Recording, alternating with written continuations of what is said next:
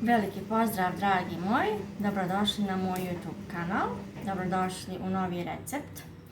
Danas za vas sam pripremila nešto drugačiji video i moj video je vezan za luk. Ni manje ni više nego za luk. Crni luk, ljubičasti luk, kako god. Znači, luk je namirnica, odnosno povrće koje ljudi koriste čak više od 7000 godina u ishrani.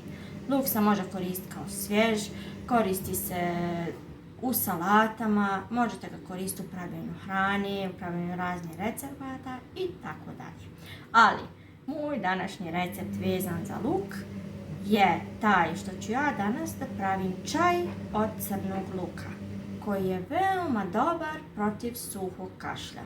S tim da je moj sin trenutno bolestan i da ima problema sa kašljem, ja sam odlučila da napravim čaj od crnog luka.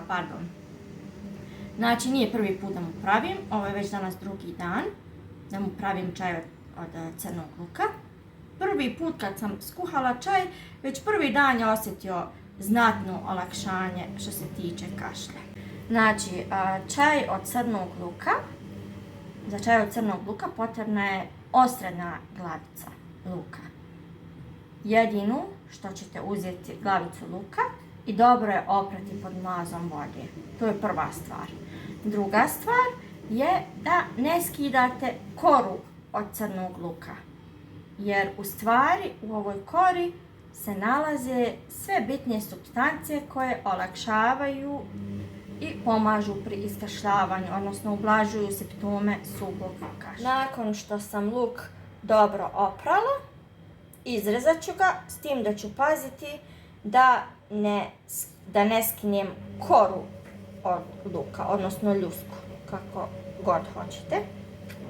Izrezat ću ga na 4 dijela. Nema veze, mali dio nije problem.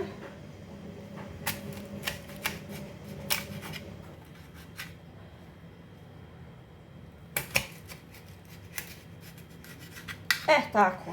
Znači, bitno je da ostane kora od luka, da se ne skida.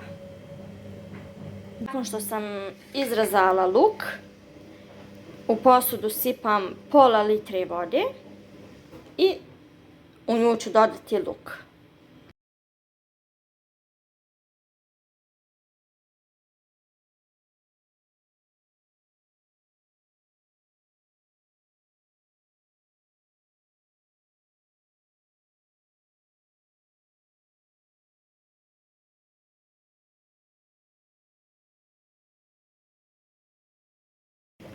Nakon što proključa voda, ostavit ću da tako kuha 5 minuta. Znači samo 5 minuta. Nakon što se skuha 5 minuta, poklopit ću i ostaviti da odstoji narednih 10 minuta.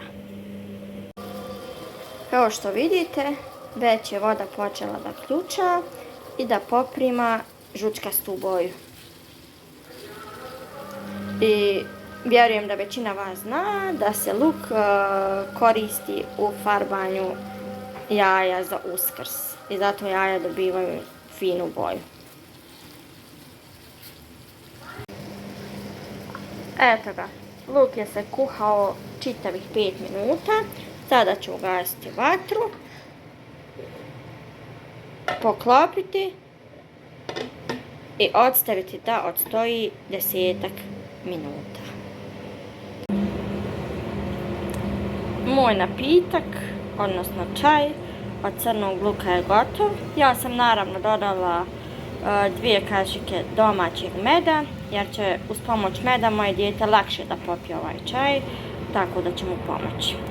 Ja se sjećam kad sam bila mala da sam pila ovog čaja litrima i litrima, jer je moja mama pravila meni jer sam imala bronhitis, ali ja sam ga pila tako što bi začepi nos i eksiraj.